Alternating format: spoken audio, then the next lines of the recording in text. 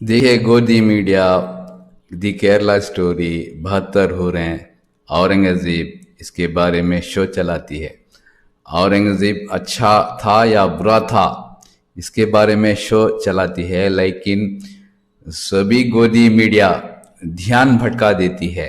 देखिए ना, औरंगज़ेब की मृत्यु 1707 में हुई, तो आज से 500 बरस की बात है। वो 500 बरस पहले अच्छा था या बुरा था, आज के दिन से, आज के हालात से मुसलमानों से कोई लेना देना नहीं है, फिर भी ये शो चलाती है। लेकिन आज के हालात के बारे में ये ध्यान भटका देती है। आप जानते होंगे संदेश्वरा ब्रदर्स, उन्होंने हिंदुस्तान का आम जनता का पैसा 14,500 करोड़ लेकर उधर एरिया में भाग गए, नाइजीरिया में सेटल हो गया। तो कब सेटल हुआ? 2017 में भाग गया। तो देखिए ना, 5 साल की बात है।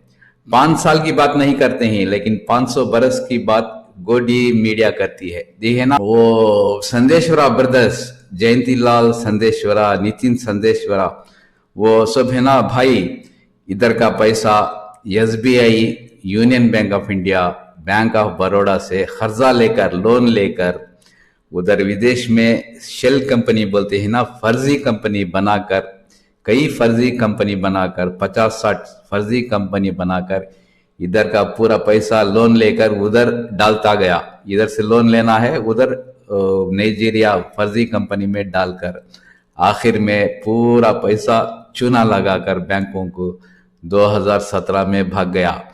देखिए ना, वो CBI की रिपोर्ट कहती है कि well calculated economic fraud that left the group owing more than 140 billion rupees to public lenders, including State Bank of India, Bank of Baroda, and Union Bank of India.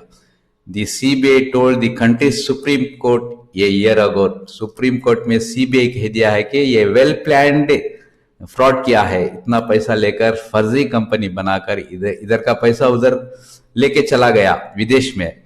तो इसके बारे में कोई बात ही नहीं करता, कोई शो ही चलाता नहीं है।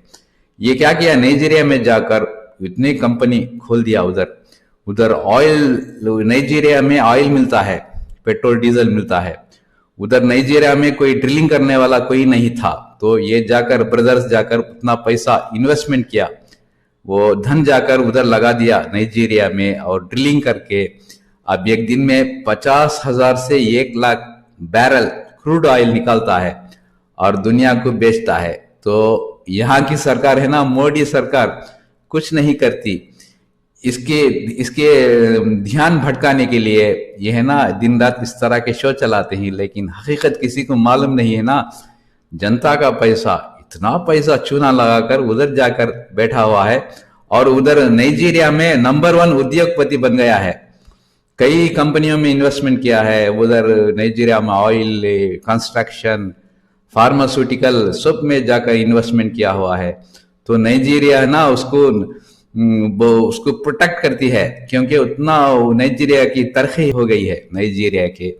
तो देखिए ना, Sandesara brothers wanted in India, flourishing with state backed support in Nigeria. वह नाइजीरिया में बैठा हुआ है, लेकिन इधर की सरकार उसका पकड़ती नहीं है ना, तो ये सब ध्यान भटकाती है, कोई शो ही चलाता नहीं है। तो देखो, अब इतना पैसा चोरी कर कर भाग गया ना, उसको चोर कहना भी उचित नहीं है। मैं समझता हूं कि चोर कहूं या ना कहूं, लेकिन इतना पैसा फ्रॉड कर कर पैसा विदेश में जाकर इन्वेस्टमेंट करता है, तो उसके बारे में कोई बात ही नहीं करता है। तो मेरे वीडियो देखते रहिए, शेयर कीजिए, सब्सक्राइब कीजिए। Thank you.